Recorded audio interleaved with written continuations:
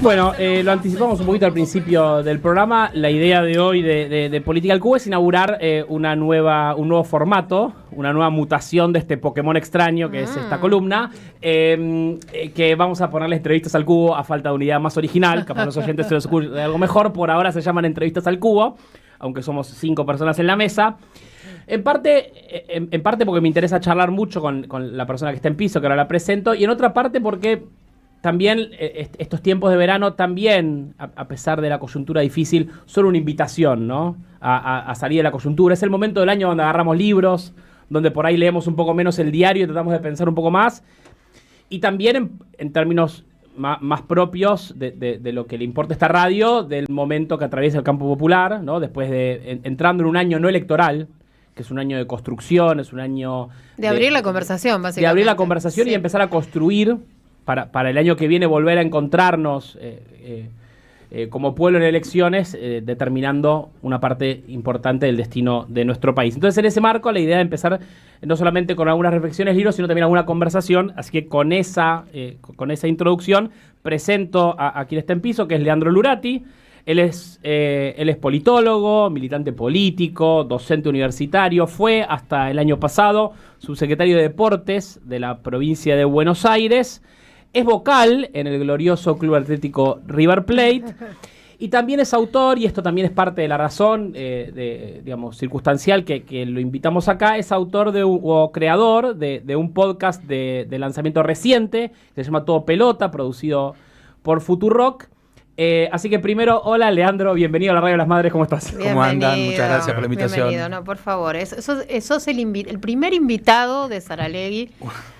Un honor que no merezco. En años, mirá, en años. Hay que ver el segundo después, ¿no? Hay que mantener el segundo nivel. vas a asegurar alguien importante. Che, bueno, para empezar la conversación, ¿no? Sí. Porque les contaba que Leandro es autor de un podcast que se llama Todo Pelota, que son 6 episodios que piensan la relación entre el deporte, la política, la sociedad y la historia, ¿no? Entonces la primera pregunta para pensar con vos, Leandro, es, bueno, cuando uno pone una idea, ¿no? Produce una idea, construye este podcast, que son 6 capítulos que atraviesan la historia argentina, uno tiene una idea de hacer una intervención en el debate público es porque uno ve que hay algo que falta, ¿no? Que hay un vacío en la discusión pública o en la discusión política y que había que llenar de eso, ¿no? Llenar de pelota por ahí la discusión política o por ahí meterle política a la discusión del deporte. ¿Qué es ese vacío que vos ves en la discusión del peronismo, de la política, de la Argentina, del deporte, en el que entendiste que había que meter esta discusión, digamos, ¿no? Bueno, muchas gracias por esta invitación. La verdad que a la hora de pensar el podcast, pensamos un poco en una de las grandes pasiones argentinas, que es el deporte. Y es uno de los grandes momentos donde todo el país, por ejemplo, el último mundial, todo el país salió a la calle a festejar. O por ahí con una selección de otro deporte y es algo que está en la conversación. O es algo que ocupa el tiempo libre de muchos argentinos y muchas argentinas, cómo le fue al club, el uso del tiempo libre, el uso de los espacios. Entonces me parecía que en un contexto tan alienante o tan complejo en el que estamos viviendo, donde estamos cada vez más separados, más escindidos, más compenetrados con las pantallas, el deporte es algo que hoy te diría fundamental en el desarrollo comunitario y en el desarrollo personal de todos los argentinos. Es algo que a mí me apasiona, que uno camina, que cuando camina la calle o los barrios se da cuenta que a la gente, a los vecinos les parece súper importante, y me parecía que hay una vacancia de construir un relato. Y como decía un amigo, Santi Aragón, vieron que la historia no la escriben los que ganan, sino la ganan los que escriben. Bueno, en un contexto que estamos así medio hechos pelota, salió Todo Pelota para tratar de construir un discurso con otros y con otras y poner el deporte en lo más alto de uno de los intereses y de la estima de nosotros. Bueno, y para por ahí caminar en eso, ¿no? Por ahí cuando uno piensa en esas discusiones cotidianas, hay como un lugar común de que cuando el deporte y la política se mezclan es como algo malo, ¿no? Cuando se politiza algo, ¿no? ¿Cómo pensás? Por el contrario, cuando uno escucha el podcast, hay un momento donde habla Víctor Hugo y dice algo así como: no hay deporte sin seres humanos, no hay seres humanos sin política, no hay política sin historia. ¿Cómo pensás la relación entre lo que entendemos por la política en la Argentina, en nuestra vida en común, y el deporte argentino? Bueno, es una de las tantas trampas que tenemos, ¿no? Esto de no politizar o no historizar como sinónimo al deporte, porque en realidad el deporte es una creación política, es una creación, te diría, estatal. Y todavía lo es en todos los países. Y en las grandes potencias del mundo están muy preocupadas por el deporte, por lo que influye en la gente, por lo que influye en la conversación, por la importancia dentro de la salud comunitaria, dentro de la salud mental, dentro de reforzar lazos identitarios. Así que es fundamental y es una de las aristas que no podemos dejar libre al mercado, ¿no? Porque primero sería una estupidez y segundo que ningún país serio del mundo lo hace. Entonces, deporte, política, discusión van de la mano. Aunque nos quieran hacer creer que poco tiene que ver. Claro. Sobre todo, por ejemplo, en el sistema educativo, ¿no? Hay una separación muy grande entre lo que es el deporte y la política, ¿no? Porque generalmente pasa eso en las escuelas. En la escuela primaria es un espacio de recreo y de juego. Sí, pero la principal política pública deportiva de nuestro país está vinculada al sistema educativo, que son los Juegos Bonaerenses. Exacto, ahí iba. Entonces dale. No, me quedaba pensando, tiene varias aristas. Todo el sistema deportivo norteamericano funciona a la par del sistema educativo. Uh-huh. No existen los clubes allá. Exacto. Donde vos te formás es en la escuela secundaria. Pero acá vos no, acá accedes hay como a una separación. Acá hay una separación, porque se llama el modelo europeo, uh-huh, que también es muy virtuoso, tiene otras cosas que están buenísimas. Pero lo que no tenemos que dejar de perder de vista es que todo el tiempo se trata de una discusión, y una discusión donde el Estado tiene algo para decir. Total. En Argentina, entonces el primer capítulo tiene que ver con eso, se llama Deportes para muchos o Deportes para pocos. El primer deportista es Jorge Newbery. Claro. ¿No? ¿Y quién era Jorge Newbery? Un tipo que tenía plata y tiempo. Uh-huh.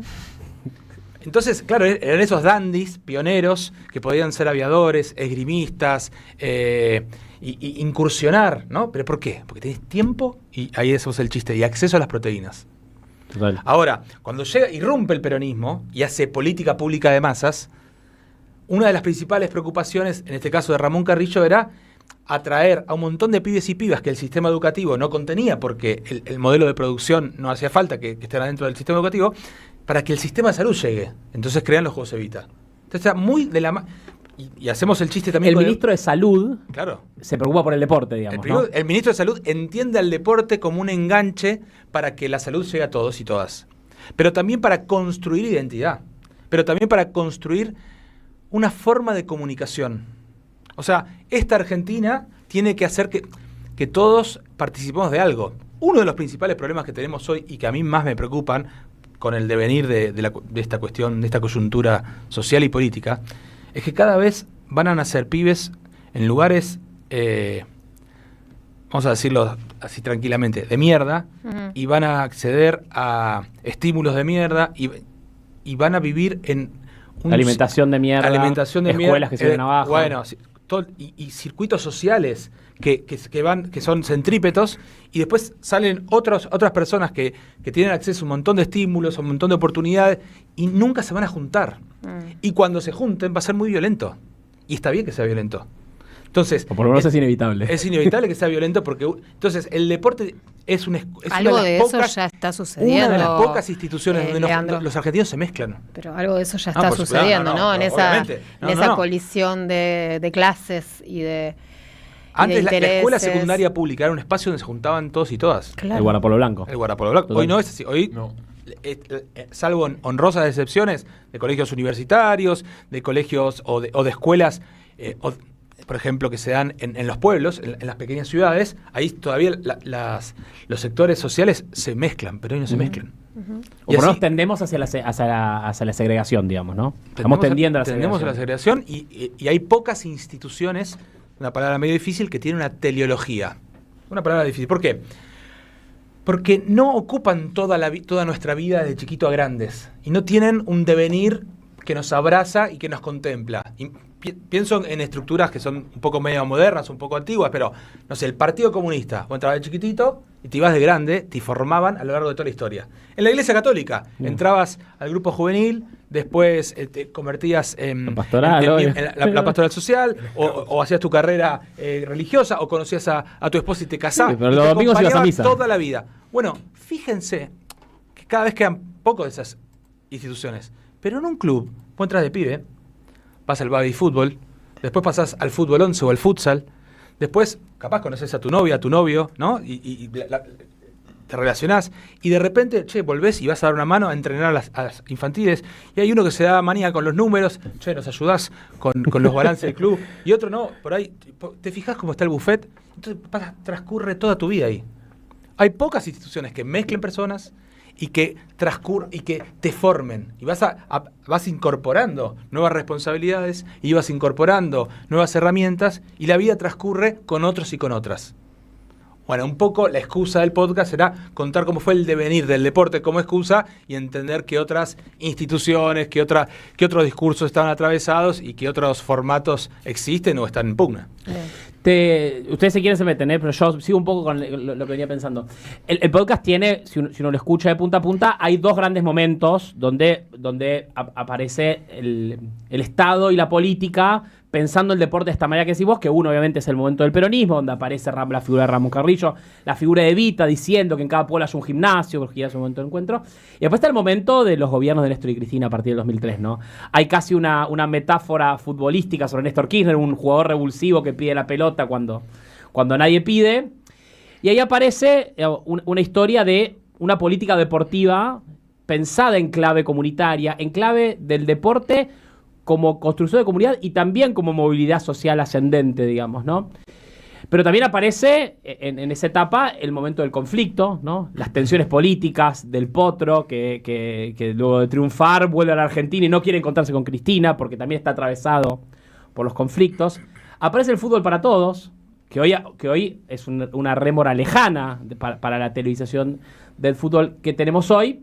Y después hay un devenir quizás más errático del 2015 para acá, de las políticas deportivas. Si vos tuvieras que pensar un poco, digamos, lo que tuvieron en común esos proyectos de pensar el deporte, la reivindicación del kirchnerismo, ¿por qué? ¿Qué es lo que vos ves de esa política, por lo menos a partir del 2003, que significa un hito tan en la vínculo entre la política y el deporte? Yo creo que una de las grandes tesis, usando la analogía del deporte, pero también explica un poco uno de los debates que hoy están en pugna en la Argentina, es ¿dónde se deben tomar las decisiones de la Argentina? Es decir, ¿las vamos a tomar entre nosotros, entre los argentinos, o vamos a permitir que otra gente de afuera venga y nos diga cómo vivir, a qué cosas priorizar, en qué temas invertir, a qué le vamos a dar importancia? Me parece que el gran legado de Néstor Kirchner es que dijo, muchachos, nosotros queremos este país, bueno, vamos a tomar decisiones desde acá. Por eso es tan importante cuando decimos, no podemos pensar un modelo de país si tenemos el Fondo Monetario Internacional diciendo en qué temas priorizar, en qué invertir, con qué países comerciar. No están pensando en los clubes de barrio. Bueno, ni lejos, pero hay analogías, digamos, cuando la discusión con la SAD, en el fondo esconde eso. Exacto. El mercado va a ocupar todas las definiciones de cómo queremos vivir como sociedad, o podemos demostrar que hay un montón de ejemplos donde la racionalidad del mercado no se adecúa a lo que es el sentido común o lo que es la mejor decisión para que todos vivamos un poco mejor. Che, charlemos un poco de... No sé perdón, Manu, es un poco metafórico, y capaz no estamos yendo tanto al contenido del podcast, pero en realidad son estas discusiones que van atravesadas a contar una historia y utilizar el deporte, como pudo haber sido otras aristas, sobre qué está en pugna y sobre qué se discute hoy en Argentina, y me imagino que en muchas partes del mundo. No están pensando en los clubes de barrio, pero sí están pensando en los clubes profesionales. Claro. Es decir, en convertir todo en un negocio. Porque en los clubes profesionales también se daba eso que vos decías. Se da. Anteriormente se da. Y bueno, de alguna manera, si se convierten en sociedades anónimas, eso se termina. Pero corriéndonos de esa discusión es si creemos que nuestra sociabilidad y nuestra reproducción social eso depende de uno y muchos de las personas que ahora están volviendo a la casa en el auto creen que a uno le va mal en el trabajo porque tiene la culpa uno o uno tiene que mejorar. En realidad, el individualismo y la meritocracia. La vida es con otros y con otras. Sí, y hay algo de esa territorialidad del club, de encontrarte con otros y con otras. Hacer deporte generalmente se hace con otros y con otras. Hay un cuento muy famoso de Dolina, que él en las instrucciones para jugar un picado prefiere jugar con sus amigos. ¿Por qué? Y bueno, porque cuando gana celebra y cuando pierde mejor perder con los propios. Bueno, tiene que ver eso. Es una metáfora política. Bueno, puede ser, no. Siempre es mejor ganar. Pero de todas maneras hay que construir con otros y con otras. Me parece que hay un montón de analogías. Históricamente los argentinos hicimos deporte en el club. Bueno, en los 90 aparecen el fenómeno de las canchas de pádel y el fútbol 5, que es una forma de privatizar. O sea, si tenés, accedés, si no tenés, no accedés. O ir al gimnasio, bueno, es una experiencia de alta explotación. Del propio cuerpo. Del propio cuerpo. Que está buenísimo. Digo, yo voy al gimnasio y está buenísimo una vida saludable, pero hay que poner la corporalidad con otros y con otras. Seguro tiene un sentido mucho más amplio y un sentido completamente. Bueno, trascendental. en la experiencia de, por ejemplo, de la danza o de la experiencia de la actuación. Sí, también hay poner el cuerpo con otros y con otros. Claro, Me parece que o sea, es imposible que bailar solo. Bueno, hay puedes bailar solo, ritmos, pero qué mejor bailar con otros. Total, pero nada más lindo que eso, que participar de un grupo. No, un poco acompañando lo que dice lo de los clubes, varios clubes de primera división ocupan el lugar de los clubes de barrio, ¿no? Con fundaciones, con apoyo escolar. A mí me toca de cerca, estoy 24/7 en contacto con Lanús. De hecho, el eslogan de Lanús es el club de barrio más grande del mundo. Uno de los secretos, por ahí alguno está tan metido en el mundo fútbol, del modelo de éxito de Lanús, es su gran entramado con los clubes de barrio. Claro. Lanús debe tener una de las mejores divisiones inferiores del país. Sí. ¿Y por qué lo tiene? Y bueno, porque tiene una ramificación territorial. En eso Nicolás Russo, su presidente, es un tipo muy destacado. Una ramificación territorial importantísima. Y es su forma de competir con otros clubes que tienen una billetera o un caudal de socios mucho más grande. Pero al estar tan compenetrado con el territorio, Lanús incorpora, destaca, es un enclave en la zona sur de captación de talentos, de seguimiento y de acompañamiento. Bueno, eso genera un crecimiento institucional y, bueno, es el último campeón de la Copa Sudamericana. Total. Y lo traje yo porque después la gente en el chat se nos cae siempre hablando de Lanús. Lo trae él. Ahora le preguntamos a River.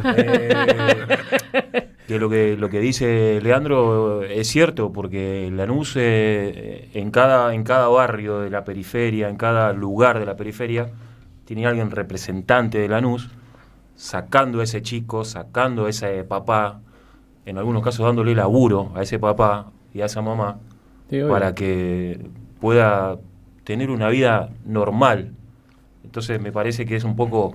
Y más allá de la cuestión deportiva, que es súper importante, o mejor dicho, de la cuestión del alto rendimiento, Lanús también tiene una escuela muy importante, una secundaria muy grande, un espacio social, recreativo, un montón de deportes. Digo, el fútbol son la gran marquesina, pero a mí lo que me importa es esa práctica social sostenida en el tiempo de encontrarnos con otros y con otras. Y ahí me parece que es a donde vamos a tener que ir a refugiar y a encontrar la respuesta a una realidad que cada vez parece más individualizante y más desesperanzadora. Bueno, volvamos a ocupar esos espacios, claro, volvamos lo a comunitario fortalecer. Lanús es un club gigante, pero hay un montón de clubes de barrio que están abiertos y que son la excusa para aprender y para encontrar. Y seguramente otra de las claves que a mí me preocupa de hoy es esta desesperanza, ¿no? Es muy difícil que podamos dar la vuelta si no podemos proyectar un horizonte de alegría, de mejoría, de optimismo. Bueno, eso lo vamos a proyectar con otros y con otras. Y por ahí la fiesta de fin de año de Defensores Unidos de Avellaneda puede ser la excusa para decir, che, loco, podemos. O mejorar el cartel de básquet, o mejorar las instalaciones de un buffet, o conseguir unos buenos conos para esta pretemporada. Bueno, todo eso nos va reforzando una cuestión muy importante que es el autoestima. Nosotros tenemos que volver a encontrarnos y creer que podemos, porque si todo parece una mierda y si todo el día nos estamos martillando los dedos, y bueno, es muy difícil convencer a otros no estamos puntualmente martillándonos. Nos están martillando los dedos. Dentro del debate uno dice, no, la verdad que hicimos esto mal. Siempre, pero nosotros tenemos unas capacidades de logros, pero hay algo superador importantísimas. De la autocrítica en este momento. Por ejemplo, el deporte de equipo argentino. La verdad que somos buenos en básquet, somos buenos en vóley, somos buenos en hockey, somos buenos en fútbol. Argentina, no es un país de mierda, es todo el tiempo hay que reconstruir esa frase. No somos un país de mierda. Ya. Y no nos tiene que llevar puesto como si fuéramos ciudadanos de un país de mierda. Coincidimos. A su vez le sacan el apoyo al CENAR también, ¿no? No, lo que hizo este gobierno con el alto rendimiento, lo que hizo el deportista Scioli, que llegó a la política de la mano del deporte, que traicionó todas sus banderas, lo que hizo, en complicidad con un montón de dirigentes deportivos del deporte, que, todo el tiempo tratan de ubicarse, de adaptarse, pero mientras tanto te llevan puesto. Lo que pasa es que nosotros tenemos que reconstruir un relato que diga, mirá, yo para mi país quiero lo mejor. Y un país que tiene lo mejor tiene inversión en deporte, en ciencia, en salud, en educación. Pero porque lo merecemos. Hasta no poder hacer un clic de creer que lo merecemos, bueno, ya se va a dar, porque estoy seguro que se va a dar. Pero veo mucho de implosión, ¿no? De esta cuestión media, de la gente media bajoneada y no de explosión. Bueno, en un momento va a explotar todo en el buen sentido y lo vamos a dar vuelta. Che, por ahí para llevar eso a otra línea concreta, en un momento dijiste al pasar la política pública más importante de la Argentina y dijiste los Juegos Bonaerenses, que aparte como subsecretario de Deporte en la provincia de Buenos Aires te tocó un poco orientar esa tarea. Un poco contarnos, ¿qué son los Juegos Bonaerenses? ¿Qué significan en la Argentina, en la provincia de Buenos Aires, en la historia del deporte en Argentina? Voy a ir un poquito más atrás porque los bonaerenses son, como en términos de políticas públicas, hijo de la descentralización de los 90. Los grandes Juegos Nacionales fueron los Evita, que fue la excusa que encontró Ramón Carrillo para masificar en la práctica deportiva. En los 90 se da un proceso en las políticas públicas que es muy típico, que es muy parecido a lo que está pasando ahora, que es la focalización, la descentralización y la privatización. Se privatiza aquellas empresas del Estado o aquellas funciones de estatalidad que podían ser un negocio, se descentraliza, es decir, le pasamos la responsabilidad a las provincias de aquellos servicios que brindaba la nación, pero no le pasamos los presupuestos, entonces ajustamos y se focaliza la política pública solamente para aquellas personas muy en contexto de necesidad y urgencia. Bueno, Duhalde hábilmente toma esa posta que le tira a Menem por la cabeza y hace una especie de Juegos Evita de bonaerenses. A él le viene bien, ¿por qué? Porque la provincia de Buenos Aires es muy grande, muy vasta, y las capacidades estatales, bueno, no son tan importantes. De hecho, cuando vos medís la cantidad de empleados públicos que tiene por la cantidad de habitantes, te das cuenta que tiene pocos empleados públicos la provincia de Buenos Aires. Pero también porque la identidad bonaerense está muy dividida en un montón de localidades. Porque este Estado no tiene la potencia que debería por un montón de cuestiones, pero la provincia de Buenos Aires recibe menos plata de la que pone. Pero bueno, por ejemplo, nadie va al boliche y se encara a la chica que le gusta, hola, ¿qué tal? Soy bonaerense. No, la identidad que funciona es la de, ¿qué tal? Soy de Mar del Plata, soy de La Matanza, soy de San... Es la identidad chica. Ahora, cuando vos tenés que construir identidad bonaerense. Bueno, la palabra bonaerense aparece en dos políticas públicas, en la policía y en los juegos. Total. Entonces, ¿por qué? Y bueno, porque es una práctica social sostenida en el tiempo que funciona. Una práctica social sostenida en el tiempo que le mejora la vida a la gente, que le hace conocer el mar, que le garantiza oportunidades deportivas, que hace en el deporte, si vamos a hablar en específico de su léxico, vos lo podés dividir en tres. Vos tenés en la base de la pirámide lo que se llama la iniciación deportiva, que es toda la política pública, todas las iniciativas para que mucha gente haga deporte en mucho tiempo. Después tenés el desarrollo deportivo, que es, vamos a ser un poco más en serio. Vamos a ir a clubes, vamos a institucionalizarlo, ahí aparecen las federaciones, aparecen todo lo que es el deporte más sostenido, estás con un carnet de asociado. Y por último, el alto rendimiento. Bueno, los bonaerenses tienen que ver un poco con el principio, con la iniciación deportiva. Che, acá hay una actividad que te puede gustar, que se hace con otros y con otras, y que te abre oportunidades para pasarla bien. Bueno, y además, encontrarte con la excusa de jugar y encontrarte a disfrutar de la ciudad de Mar del Plata que la mereces y que te está esperando a vos. Bueno, es muy emotivo y es muy importante y tiene una potencia muy grande esta política pública de planificar que más o menos unas 300.000 personas por año participen de algunas de las actividades. La mayoría son deportivas, pero también hay artísticas. Y después todo el tiempo tratamos de pensar cómo mejorarla. Bueno, hay mucha gente que interviene, un montón de trabajadores y de dirigentes y de municipios que participan y culmina a fin de año con las grandes finales que participan más o menos 35.000 personas en Mar del Plata una semana disfrutando. Es muy emotivo que la potencia del Estado también esté presente ahí. Pero también es muy emotivo que recuperemos los Juegos Evita y que esto se pueda hacer de forma federal y encontrarnos los argentinos y las argentinas desde el juego. Hay pocas instancias donde los argentinos se encuentran hoy. Total.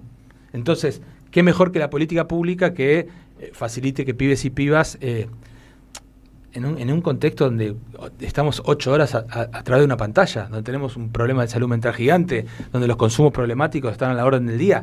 El deporte tiene que ser uno de los puntapié inicial para salir de este letargo, para salir de esta anomia en la que estamos viviendo. Además, porque hacer deporte se viene a las hormonas, a las endorfinas, todo. te pone de buen humor. Pero sobre todo hay mucha depre, mucho bajón. Y bueno, cualquiera que está atravesando un momento, ¿no? De depresión y de bajón anímico. Por ahí Nico Kreplak se enojaría, pero es la salud tenés que hacer deporte. Es la salud de todos, ¿entendés? Claro. Digo, se enojaría porque no soy médico, pero tiene que ver con forma eso. parte de lo que necesita una persona para estar un poco más feliz, hacer deporte. A quien escucharon es a Leandro Lurati, autor del podcast Todo Pelota, ex secretario de Deporte de la Provincia de Buenos Aires, vocal en River, me imagino está contento con los resultados de los últimos 2 partidos. Arrancamos muy bien este año. Que algo sobre River también, que por ahí uno lo piensa en el alto rendimiento, en la gloria deportiva, pero también River es otra cosa, ¿no? River también es un club. En primer lugar, River es un club. Total. Entonces está regido por un montón de ciudadanos y ciudadanas que son socios de ese club que votan y que se dan, que tiene una activa vida política y es una escuela también de liderazgos y de aprendizajes y de participación política. Y River, es un ejemplo para todos los que dicen sobre, no sé, en la discusión de la SAD, que vos podés ser exitoso y podés crecer y podés tener un desarrollo infraestructural muy grande y también ser una sociedad civil y poder regirte bajo esas normas y tener una escuela. Y tener un colegio, y tener una fundación y tener un montón de espacios de participación por afuera solamente de la maximización del lucro, que es lo que te propone una SAD. Entonces, me parece que River es una tradición una institución con mucha tradición, lo mismo que Boca, lo mismo que grandes instituciones que tiene el fútbol argentino, que son ejemplares y que las tenemos que cuidar y las que tenemos que poner bien en alto porque son son espacios de participación y de construcción de liderazgos. ¿Qué te genera a vos como dirigente deportivo que cada 2 o 3 veces se quiera meter la SAD dentro del deporte, dentro del fútbol? Bueno, me parece que hay actores... Digo, porque hay posturas. Sí, correcto. O sea, tenés la postura de Estudiantes de La Plata, sí, y también tenés la postura de los demás equipos. Sí, habría que creo que el fútbol argentino merece un debate sobre cómo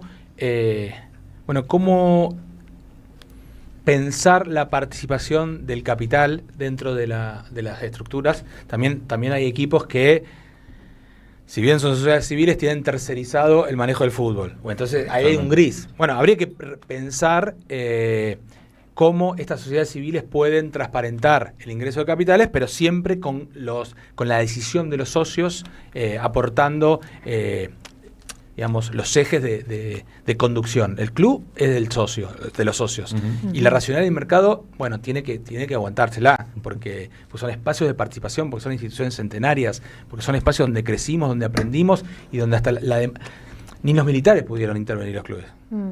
Más cuando Manu recién decía, el Estado se metió muy fuerte, ¿no? Con el peronismo, la experiencia del kirchnerismo. También se metió muy fuerte en la época de los militares. Total. El Estado se mete por omisión, por acción. Bueno, eso lo contamos en el podcast, pero también tiene que ver con esto, como qué racionalidad y qué discurso prevalecen. Creo que el modelo del club de Argentina es algo de lo que funciona y no tenemos por qué tocar. Y es además una decisión de los argentinos y las argentinas, ¿no? Al final de cuentas, me parece el gran resumen dónde se toman las decisiones de Argentina. Me gustaría que se tomen en Argentina.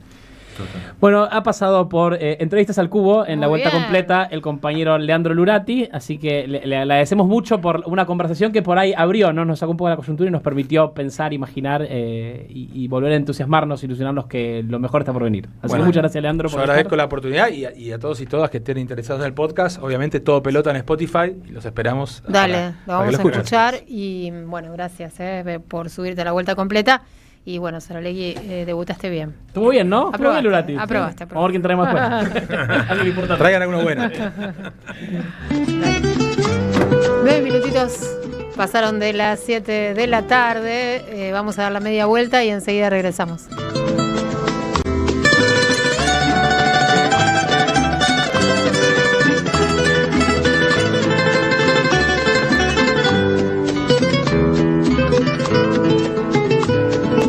En AM530 pasan muchas cosas. Y todo lo que pasa está en la red.